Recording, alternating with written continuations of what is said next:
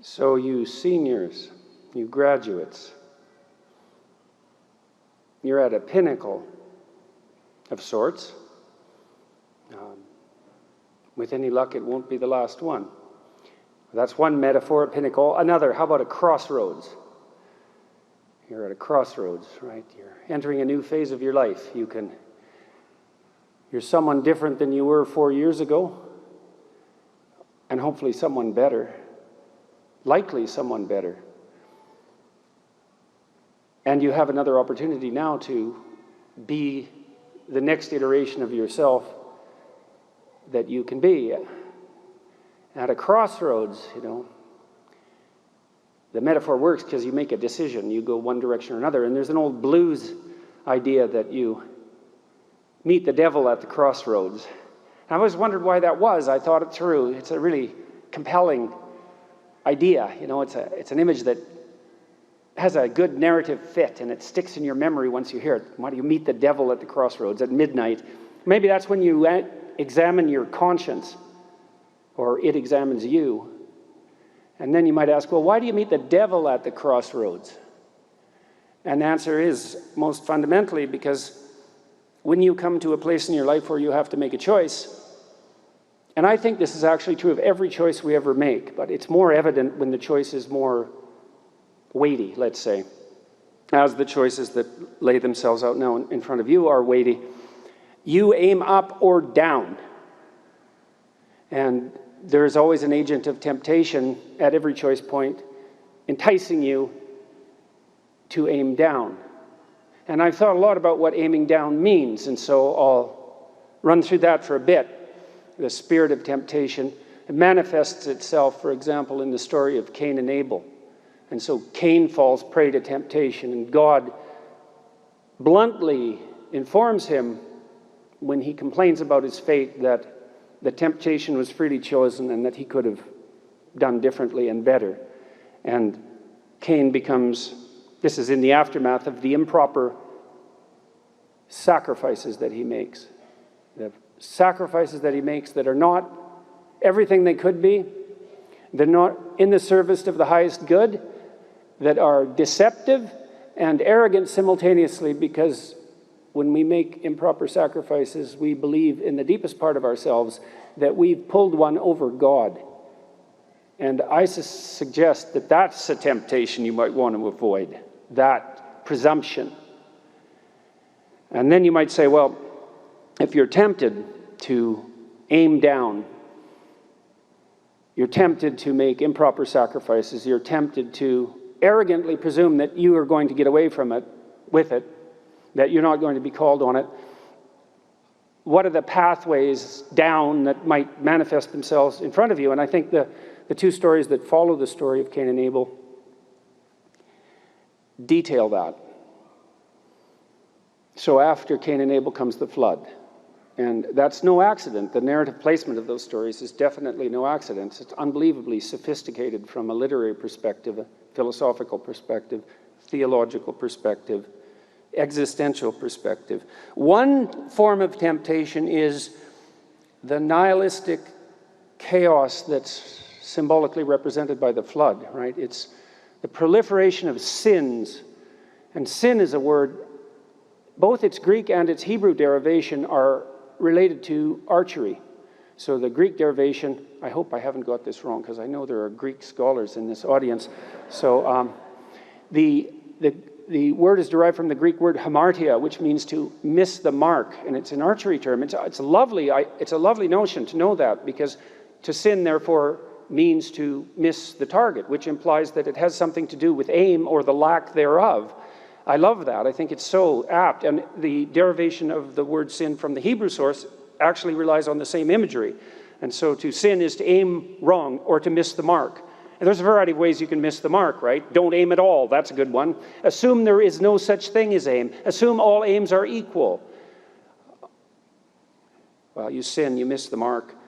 What can happen? Well, one way is you can descend into a kind of nihilistic hopelessness. And that's not... You can understand that. You meet people in life whose lives have been so hard. You hear their stories. They've suffered so much, and they're bitter, and they're hurt, and they're resentful. And you think, oh my God, it's no wonder you're bitter and hurt and resentful. I mean, look what you've gone through.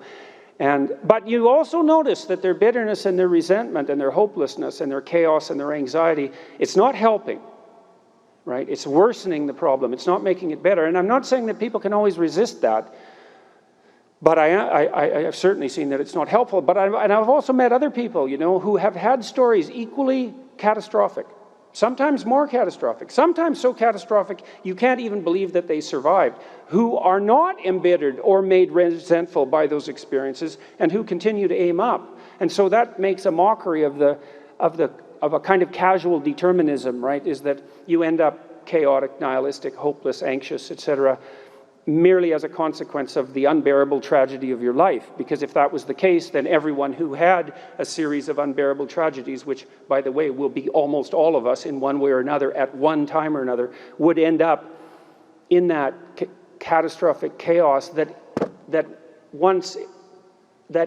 if manifested broadly enough in a society, produces a flood that ends everything.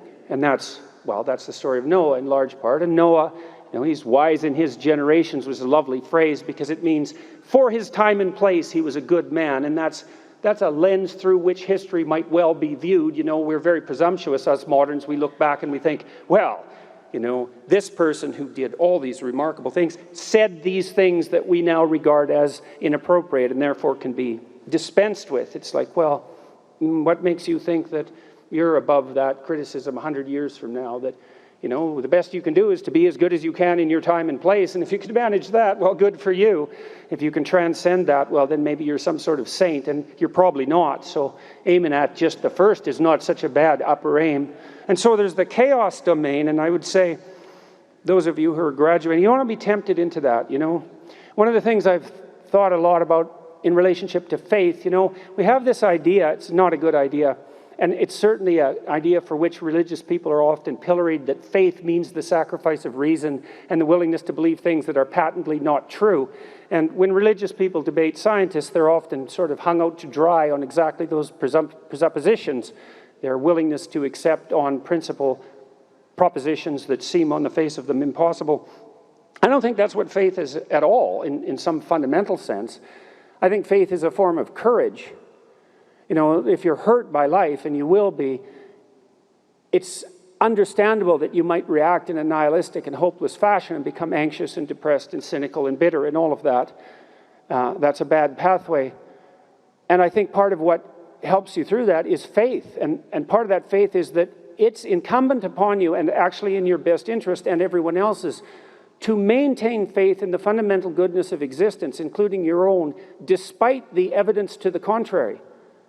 Right? Because you can draw conclusions from suffering in two ways, right? One is that you have a duty and perhaps the capability to transcend the suffering and still serve the good, or you can derive the conclusion that life is so unbearable that it would be best terminated, which is the conclusion that Goethe's Mephistopheles derives, for example, in Faust. He says, well, the world is rife with suffering, and it's so unbearable that consciousness itself, all beings should cease to exist. That would be better. Nothing is better than something if something is rife with suffering. And you can derive that conclusion, and you'll be driven to it in some of the farther reaches of your life when terrible things happen to you. But I would say faith is the courage to not take that path despite the evidence that that might be justified. And so I think it is a form of courage in the highest sense. And I also think it is a redeeming form of courage.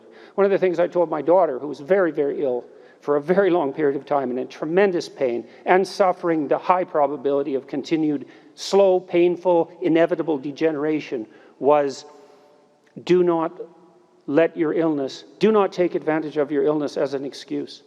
And I told her that when she was in grade 2. You know, it's no joke to tell someone that, because I knew she'd had every reason to be embittered. But I also knew that if she was, in combination with her illness, the two things might be worse than fatal. And, you know, if you don't think there are things that are worse than fatal, you have not suffered.